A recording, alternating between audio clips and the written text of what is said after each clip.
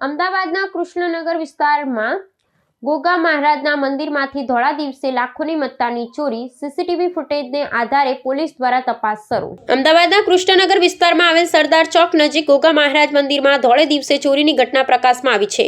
ગત 6 ડિસેમ્બરના રોજ સવારના સુમારે બનેલી આ ઘટનામાં તસ્કરોએ ભગવાનના ગર્ભગૃહને નિશાન બનાવી લાખોની મત્તાની ઉઠાંતરી કરી હતી। શહેરના ઉમિયાધામ સોસાયટીના ગેટ પાસે આવેલા મંદિરમાં ચાંદીની કિંમતી મૂર્તિઓ અને છત્તરની ચોરી થતા સ્થાનિક રહીશો અને ભક્તોમાં ભારે રોષની લાગણી ફેલાઈ છે।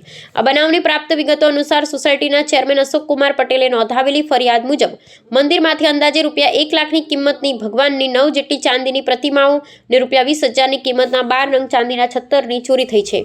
ચોરીની આ સમગ્ર ઘટના મંદિર પરિસરમાં લાગેલા સીસીટીવી કેમેરામાં કેદ થઈ ગઈ હતી, જેમાં એક શંકાસ્પદ ઈસમ પીળા અને કાળા રંગના ચોકડીવાળા પહેરણમાં કાળા રંગની બેગમાં મૂર્તિઓ ભરતો નજરે પડ્યો હતો। ચોરીમાં ગયેલા કુલ મુદ્દામાલની કિંમત અંદાજે ₹1.20 લાખ આંકવામાં આવી છે। ઘટનાની જાણ થતાં જ કૃષ્ણનગર પોલીસ મથકના અધિકારીઓ સ્થળ પર દોડી આવ્યા હતા અને સોસાયટીના રહીશોની ફરિયાદને આધારે ગુનો નોંધી કાયદેસરની કાર્યવાહી હાથ ધરી છે।